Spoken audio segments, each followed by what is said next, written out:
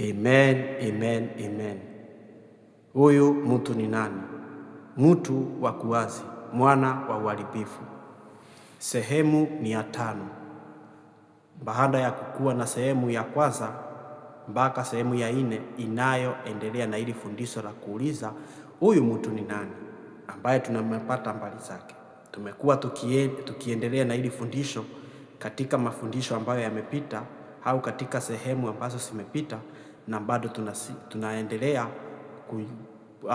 tunaendelea kutafuta huyu mtu ni nani, ili tuweze kukua na ufahamu wa kujua na sisi kama tumeweza kukua katika hatari ya kukua tukiongozwa na huyu mtu bila kujua, sababu tuliambiwa hayuko katika hekalu la Mungu huku akiwa amejitukuza kama Mungu, lakini kazi yake ni kujiinua na kujifananisha na Mungu. Na nikawaambia sio shetani bali ni mtu, ila anatumia mamlaka na uwezo na nguvu za ibilisi ili shetani aweze kufanya kusudi lake duniani kupitia huyu mtu. Huyu mtu ni nani?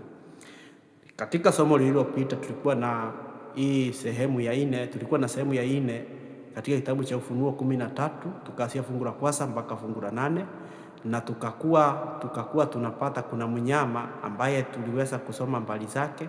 Wewe ambaye unapata hii habari kwa siku ya kwanza, na kusihi sana rudi nyuma mafundisho ya nyuma, nawe utapata nuru.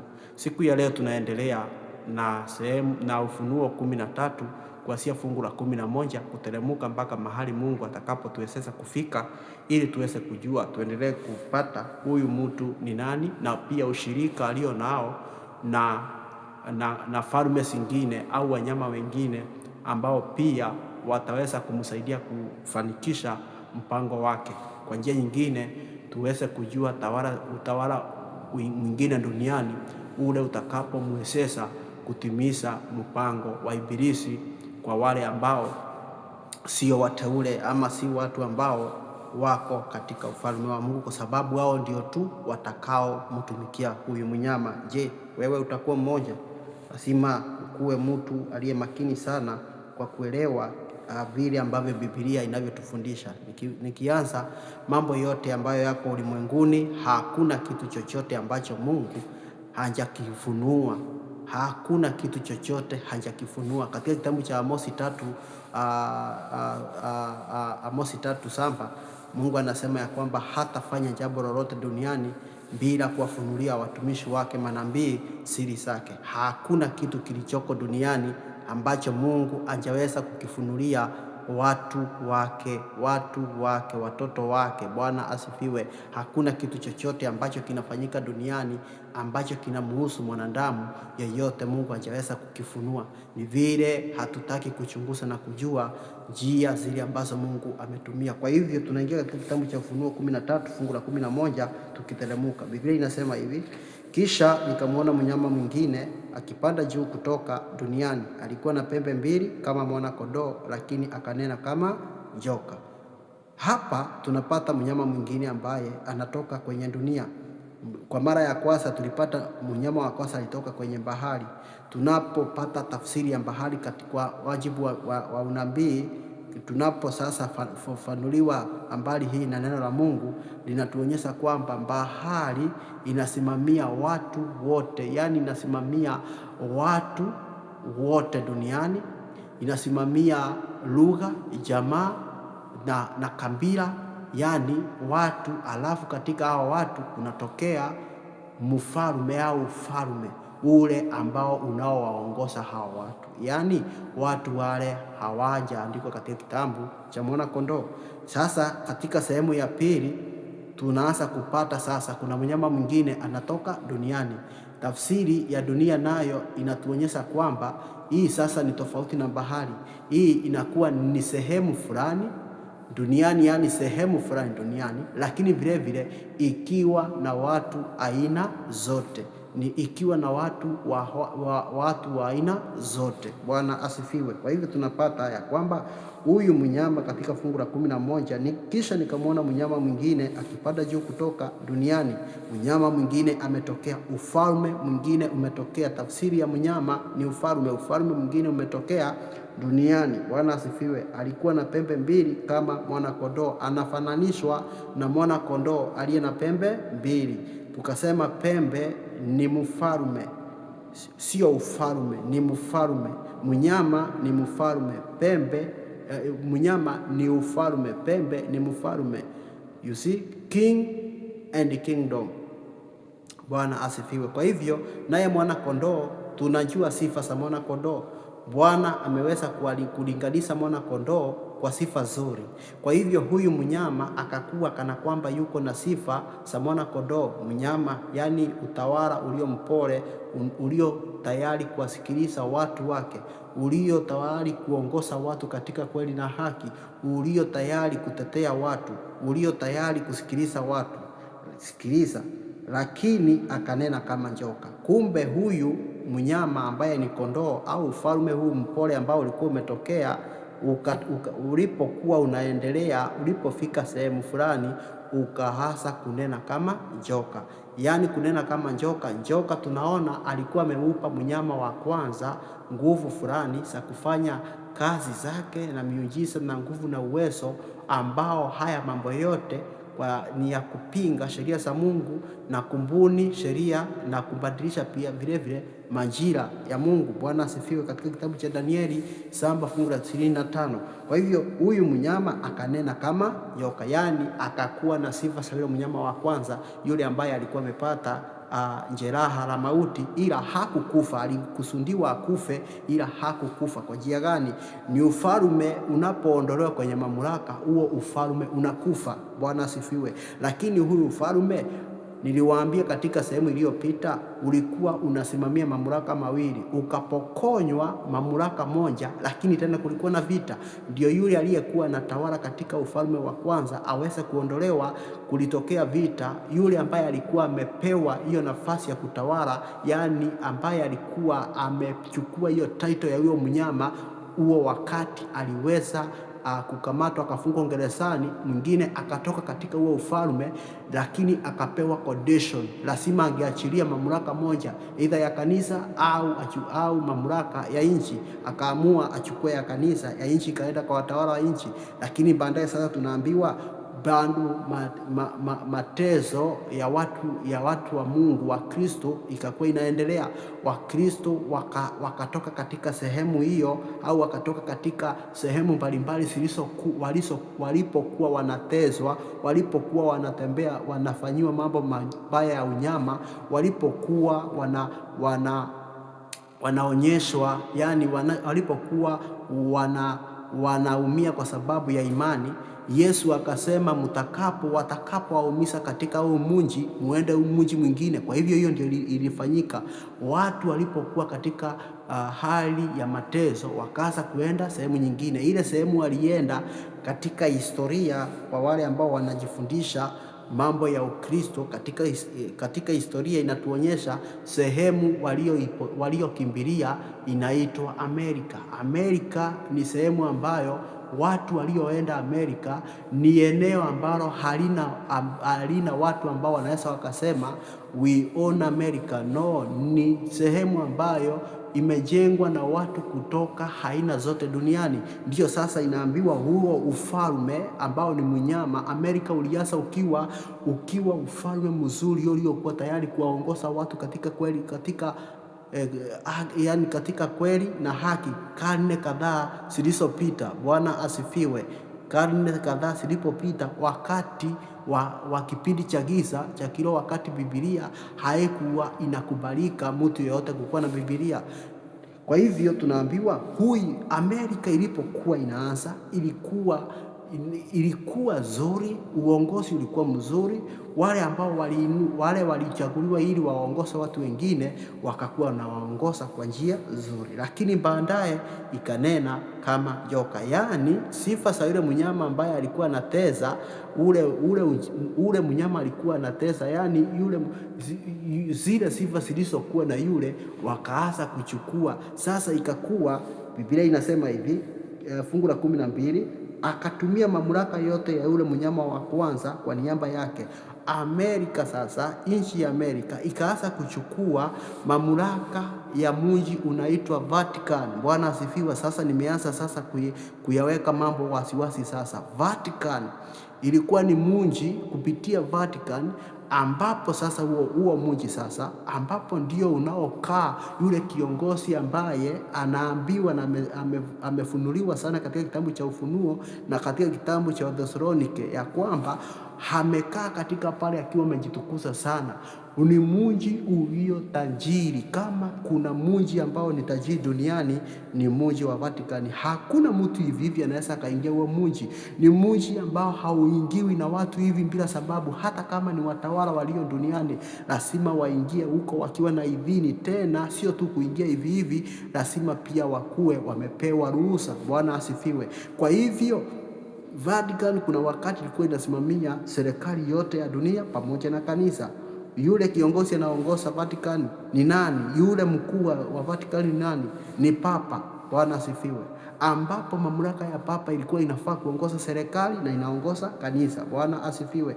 Lakini hata hivyo, katika hayo mambo yanapokuwa yanaendelea, kukatokea wapinzani, watu waliokuwa kupinga mamlaka ya Papa, na walipoanza kupinga mamlaka ya Papa kukatokea vita, ambayo hii vita ilipokuwa inaendelea, Papa aliyekuwa anaongoza wakati ule akakamatwa, akafungwa gerezani, na mwingine akainuka, lakini akapewa condition. Alipopewa condition, mamlaka ya utawala wa dunia ikaenda kwa watawala wafalme. Sasa ikakuwa wafalme wanajitawala, lakini mwishowe ndipo sasa nikawaambia, wakati ambao watu wakaendelea kutezwa, wakaanza kukimbilia nchi nyingine. Bwana asifiwe. Nafikiria hii video mtaanza sasa kupata ufunuo kabisa. Sasa sikiliza, fungu la 12, akatumia mamlaka yote ya yule mnyama wa kwanza kwa niaba yake, naye akawafanya wote wakao duniani kumwabudu yule mnyama wa kwanza, ambaye jeraha lake la mauti lilipona. Ule ufalme wa Vatican. Bwana asifiwe. Kuna mapendekezo au kuna sheria zinazotolewa, na hizi sheria sasa zinasema hivi ya kwamba duniani kunafaa kukuwe na kiongozi mmoja. Huyu kiongozi atakuwa ni mtawala wa dunia yote, ndio inaitwa one world leader. Bwana asifiwe. Alafu vile kukuwe na one king ama mtawala mmoja atakayetawala dini zote, yani dini zote zitakuwa chini yake. Bwana asifiwe. Kwa hivyo, na ndipo unaona hata wakati huu, kabla ya mtu yeyote, president yeyote, kabla hajaanza kutawala, licha na kuwa watu wake watamchagua, mara kwa mara tunaona wafalme wa nchi, watu mashuhuri, wafanya biashara duniani na mambo makubwa ya ajabu, lazima waweze kuenda kumwona yule kiongozi.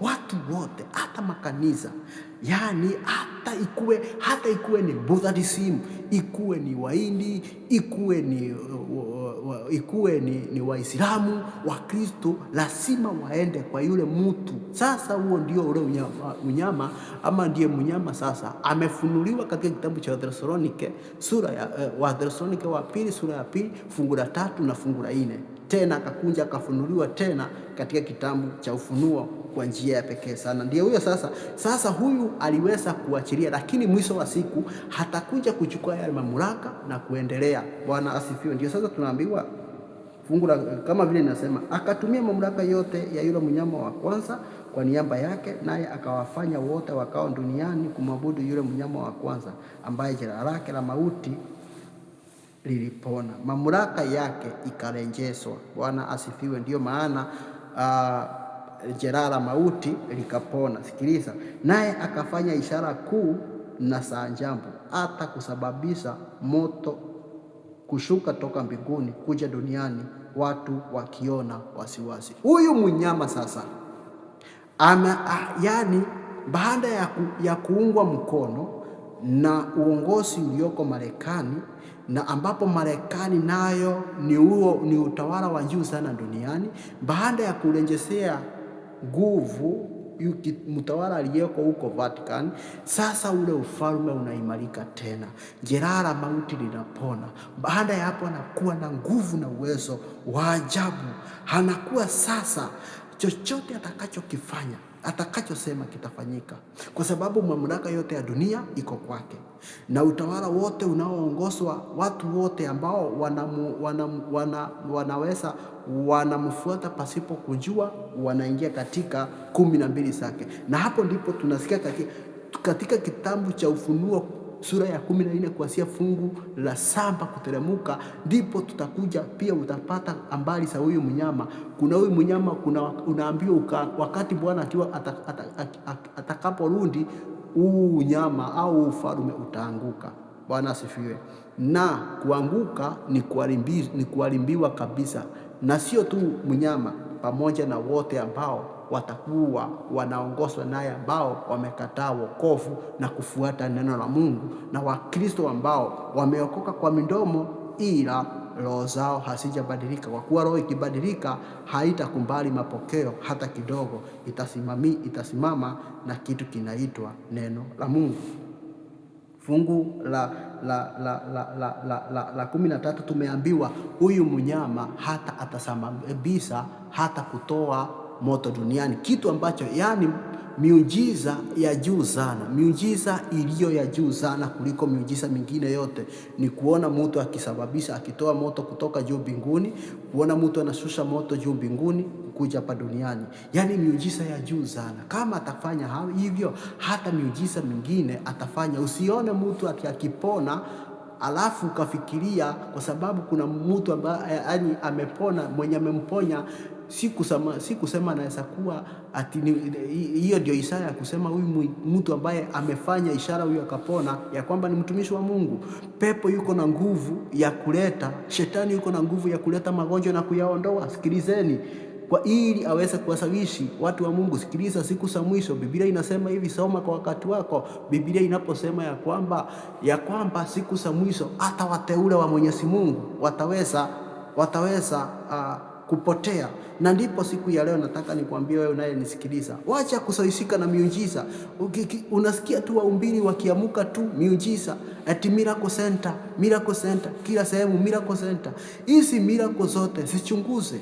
Bwana asifiwe. Si hiyo miujiza yote inayotokana na nguvu za Mungu, zingine zinatokana na nguvu za Shetani. Fungu la 14, kwa sababu ya zile ishara alizokuwa amepewa uwezo wa kusifanya kwa niaba ya yule mnyama wa kwanza, akawadanganya wakao duniani, akawaamuru wasimamishe sanamu kwa heshima ya yule mnyama aliyekuwa amejeruhiwa kwa upanga, lakini akaishi. Kumbe watu watasimamisha sanamu. Kusimamisha sanamu sio tu kuona sanamu ya fumbo hii ambayo tunaona, yani hii kitu ni sanamu. Tunaanza kusema kuna sanamu haionekani, sanamu inayoitwa kukumbali na kufuata kile ambacho huyu mnyama anafanya nini. Sijui kama tunaelewana, yani kufuata kile ambacho huyu mnyama anachoagiza kifanyike. Na hiyo ndiyo maana sasa tutakuja kuingia maana ya 666. Hautapatana na watu wamechorwa hapa 666. Hapana, ni mambo yaliyo ndani ya ubongo wao, mambo wanayo yakumbali na kuyamini na kuyafuata. Ni mapokeo, ni mambo ambayo yamewekwa duniani kwa wale watu ambao hawana hofu ya Mungu. Na ndipo katika kitabu cha Ufunuo 14 fungu la 6 au fungu la 7 hapo linatoa wito sana kwa watu wa duniani kwamba wamwabudu Mungu pekee. Yule anapaswa kuabudiwa si mwingine, ni Mungu. si mwanadamu, sio mamlaka, si kitu kingine, ni Mungu anastahili kuabudiwa. Bwana asifiwe. Kwa hivyo watu wakawa duniani kwa sababu ya zile ishara na zile nguvu atakazokuwa atakifanya huyu mnyama, hatawafanya watu wengi wadanganyike na waanze kusema huyu ni mtu wa Mungu, ambapo si mtu wa Mungu. Lazima tukue very caution na miujiza ili unayosikia. Na ndipo Yesu akamwambia Tomasi ya kwamba wewe unaniamini kwa kuona na kunigusa, lakini yule ambaye anabarikiwa ni yule ambaye anaamini pasipo kuona wala kugusa. Mimi na wewe, Mungu anataka tuamini pasipo kuona na kugusa, kwa sababu Yesu aliona siku za mwisho watu watakuwa wanadanganywa tu na miujiza. Na miujiza, unafikiria nikifanya miujiza siku ya leo ya kwamba nimefanyika mtu wa Mungu? Muulize Yohana Mbatizaji. Katika tunaposoma habari zake, hakuna muujiza wowote aliyoufanya ndio watu wamwamini, ila ujumbe wake watu waliweza kumwamini, kwa sababu Roho wa Mungu alikuwa pamoja na maneno aliyoyasema, ikafanya watu waweze kutubu, kwa wale ambao walimwogopa Mungu. Bwana asifiwe. Sikiliza fungu la 15. Akapewa uwezo wa kuipa pumzi ile sanamu ya yule mnyama wa kwanza, ili iweze kusema na kuwasababisha wale wote waliokataa kuiabudu hiyo sanamu kuuawa. Unaona fungu la 15. Sanamu hakuna wakati tawaiongea. Ndipo tunasema tunaposoma Biblia lazima tukue na ufahamu wa juu sana ili kuelewa lugha ya mafumbo. Kwa hivyo hapa tunapata sanamu ikaongea, ambapo sanamu haiwezi kaongea. Nikawaambia huyu mnyama, watu watakuwa na sanamu ndani ya mioyo yao, watakuwa kwa sababu ya kumwamini huyu mnyama au huu ufalme unaoongozwa na mtu anayempinga Kristo, kwa kujifananisha na Kristo, kujitukuza na Kristo, kujiita ati Baba Mtakatifu, ambapo tunajua mtakatifu mmoja ni mmoja tu ambaye ni Baba yetu. Yesu akasema tusiite mtu yote mtakatifu. Ameyachukua maneno yote ya Mungu na kujifanya kama Mungu, wakati mimi na wewe tunaambiwa na Biblia, Yesu akasema mimi na wewe ni ndugu kwa wale ambao wanaamini neno la Mungu. Lazima tukue makini sana kwa kile unachokiamini. Ni nini unachokiamini? Kimeandikwa ndani ya Biblia. Sasa hii sanamu ambapo ni mamlaka au sasa hii sanamu sasa ni ufahamu, tuchukue ni ufahamu ama mapokeo au false doctrines 666. Hayo mambo yote iko na jina moja. Watu wakaanza kuiabudu kwa kuona uwezo alionao huyu mnyama. Fungu la 16. Pia alimlazimisha kila mmoja, mdogo na mkubwa, tajiri na maskini, mtu huru na mtumwa, atiwe chapa kwenye mkono. Bwana asifiwe. Atiwe chapa kwenye mkono wake wa kuume au kwenye kipaji chake cha uso. Haleluya. Kumbe watu wataanza kulazimishwa na huyu mnyama. Kwa njia nyingine, wayakumbali mapokeo, wayakumbali mafundisho yake, wakumbali maelekezo, waache sheria za Mungu, waachane na vile Mungu ambavyo ameamuru kuwepo, wafuate kanuni za dunia. One world order, one religion. Ikisema njia ni hii, hakuna maswali na hakuna kupinga. Bwana asifiwe. Ukue wewe ni nani wala ni nani, kuanzia tajiri mpaka mtu maskini, kuanzia mtu ambaye ni mtumwa na mtu huru, wote, baba, mama, kijana na watoto, wote ambao hawatakuwa wameandikwa katika kitabu cha mwana kondoo. Sikiliza fungu la 17. Ili kwamba mtu yeyote asiweze kununua wala kuuza isipokuwa amekuwa na hiyo chapa, ambayo jina la huyo mnyama au tarakimu za jina lake. Yani nirudie fungu la 17. Ili kwamba mtu yeyote asiweze kununua wala kuuza isipokuwa amekuwa na hiyo chapa, ambayo ni jina la huyo mnyama au tarakimu za jina lake. Sikiliza, tarakimu za jina lake. Kumbe 666 ni jina la huyu mnyama mwasilishi ambaye alikuja na mfumo huu na vile ambavyo anavyoitwa. na then kile chote ambacho amekuwa akisema mambo yote vile ambavyo amejiita. Sasa tunaambiwa ni hesabu ya mnyama. Tuliambiwa mahali fulani ni mtu aliye na hekima hesabu ya huyu mnyama. Hapa tunaambiwa ni tarakimu za jina lake, yaani jina kama vile ambavyo naitwa Samuel, kuna namba ambazo zinasimamia jina langu katika lugha ya Kiyunani. Bwana asifiwe, praise God. Kwa hivyo lazima tusindi kupata ufahamu wa juu sana. Fungu la mwisho la katika kitabu cha Ufunuo 13, fungu la mwisho. Hapa ndipo penye hekima, yeye aliye na ufahamu na ahesabu tarakimu za huyu mnyama, kwa maana ni tarakimu za kibinadamu. Tarakimu zake ni 666, tarakimu za kibinadamu. Kumbe watu wanangojea kwa hamu sana kuona watu watakaoandikwa, na watu wengine wanasema sitawahi andikwa. Lakini unaweza kuwa umeandikwa bila kujua. Kumbe umeandikwa kwa njia gani? Umeyapokea mapokeo, umeyapokea mambo ambayo sio njia za Mungu, sio sheria za Mungu, sio amri za Mungu, sio mausia ya Mungu, bali ni mapokeo ya wanadamu, kama vile Yesu alivyosema katika kitabu cha Mathayo 15 kwamba wasee waliwasurutisha watu kuamini mapokeo, wakakataa sheria ya Mungu. Tusindi kuangalia sasa. Siku ya leo tumepata nuru zaidi. Kitabu hiki cha Ufunuo 13 kinatufunulia huyu mtu wa kuasi ni nani. Sasa ukirudi kuanzia sehemu ya kwanza mpaka hii sehemu tumefika kama uko na roho wa Mungu na kama Mungu amekupa nafasi ya kusikiliza hizi jumbe zote, hakika kile ambacho nimetamka katika hii video kuanzia fungu hili la 11 mpaka mwisho utakubaliana nalo. Bwana asifiwe. Na utakuwa umeona kweli nuru Kristo anaendelea kuachilia. Hakuna kitu chochote duniani ambacho kinafanyika ambacho Kristo akifahamu. Je,